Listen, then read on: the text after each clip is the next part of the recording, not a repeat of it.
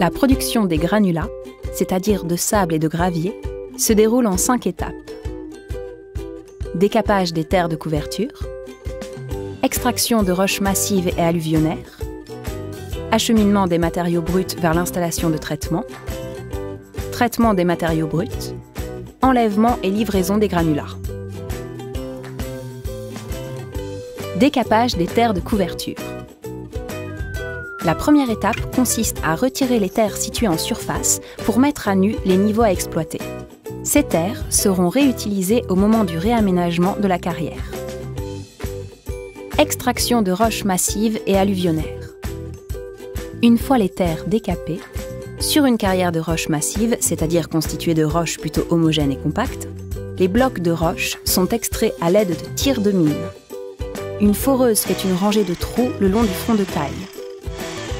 Des charges explosives sont placées et reliées à un détonateur qui déclenche le tir en toute sécurité. Une fois les roches éboulées, l'équipe de transport entre en action. Sur une carrière alluvionnaire dont les sables et graviers proviennent d'anciens cours d'eau, en milieu sec, on exploite directement les granulats alluvionnaires avec les engins traditionnels de travaux publics tels que pelles ou chargeuses. Dans le cas d'un gisement en eau, l'extraction s'effectue à l'aide d'une dragline à godet, d'un excavateur ou d'une pelle. Le dragage ramène à la surface le tout venant ou produit brut. Acheminement des matériaux bruts vers l'installation de traitement. Selon l'éloignement entre le site d'extraction et l'installation de traitement, plusieurs modes de transport sont possibles. Soit par un engin de terrassement de type dumper via une voie balisée et sécurisée, soit par bande transporteuse. Traitement des matériaux bruts. Dans l'installation, piloté depuis le poste de commande par le pilote d'installation, les granulats subissent 3 phases successives de traitement. Concassage, criblage, lavage. Le concassage consistant à réduire la taille des morceaux de roche. Les blocs de roches massives, issus des tirs de mine, peuvent subir plusieurs phases de concassage avant d'obtenir les dimensions de granulats recherchées. Le criblage consistant à faire passer les granulats dans des tamis de tailles différentes pour les calibrer. Le lavage consistant à débarrasser les granulats, notamment alluvionnaires, des boues, argiles ou poussières empêchant leur adhérence avec le ciment pour la fabrication du béton prêt à l'emploi. Les eaux issues du lavage des granulats sont recyclées et réintroduites dans le process de traitement afin de limiter l'apport d'eau provenant du réseau public. 100% des granulats obtenus sont normés CE2+, norme européenne de qualité. Les produits sont stockés, prêts à être commercialisés. Les installations de traitement sont protégées par un bardage métallique afin d'éviter la propagation du bruit et l'envol des poussières. Enlèvement et livraison des granulats. Pour faciliter la circulation des véhicules en toute sécurité, un plan de circulation est affiché dès l'entrée de la carrière. Le pont bascule, qui tient lieu d'accueil sur la carrière, permet de peser les camions à vide dès leur arrivée. Puis, ces derniers se dirigent vers les stocks de granulats, où un chargeur les remplit. Enfin, retour au pont bascule pour être pesés à plein. Les carrières situées près d'une voie d'eau ou d'un embranchement ferré permettent un transport des granulats jusqu'au lieu de consommation à l'aide de modes de transport éco-responsables, limitant ainsi la présence de semi-remorques sur les routes. Le réaménagement de la carrière. La carrière n'est qu'un épisode transitoire dans la vie d'un paysage. Ainsi, les carrières sont réaménagées progressivement au fur et à mesure de leur exploitation pour devenir des lieux de vie s'intégrant dans leur environnement. Reconstitution de terres agricoles, création de bases de loisirs ou de zones écologiques. Ces dernières ont pour objectif de restituer ou d'améliorer la biodiversité locale à l'aide d'aménagements spécifiques favorables à la faune et la flore.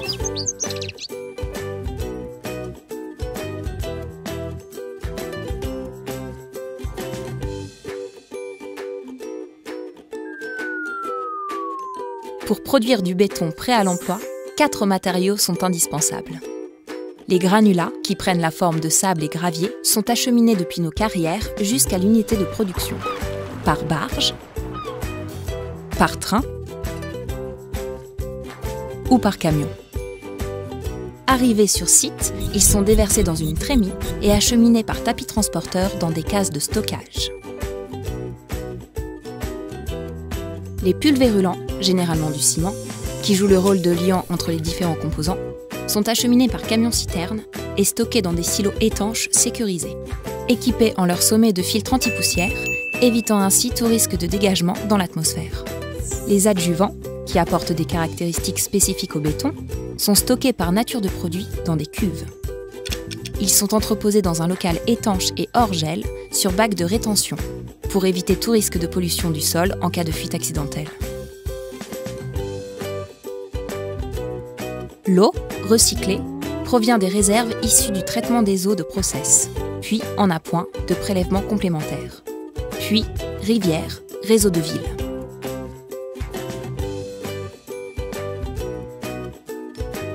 L'agent technique d'unité de production sélectionne dans le système informatique la formule correspondant au produit commandé par notre client et le process de fabrication débute. Les granulats sont acheminés vers une trémie d'attente située au-dessus du malaxeur où tous les éléments pesés vont être réunis. Le ciment est acheminé depuis le silo jusqu'à sa propre bascule. L'eau et les adjuvants sont acheminés par pompe dans leurs bascules respectives.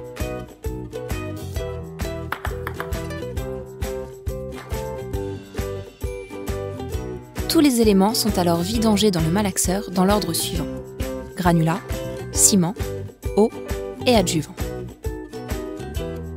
Les composants sont malaxés et en moins de 2 minutes, 1,5 m³ de béton est produit et vidangé dans le camion malaxeur pour être livré sur chantier.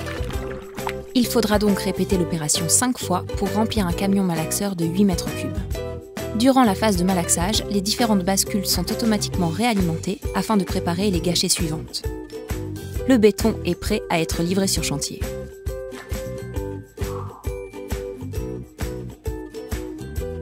À son retour de chantier, la cuve du camion est lavée dans une zone dédiée afin d'éviter la prise du béton restant, appelé béton de retour. L'eau est introduite dans la cuve qui tourne à grande vitesse afin de délayer le béton.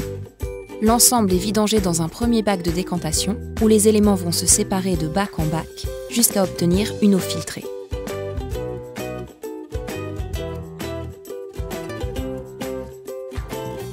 Cette eau sera réutilisée pour laver les cuves des camions, nettoyer l'installation ou produire certains bétons prêts à l'emploi. Les boues issues de ce processus vont sécher avant d'être recyclées. Une unité de production de béton prêt à l'emploi CEMEX est donc un outil moderne, efficace, fiable et respectueux de l'environnement.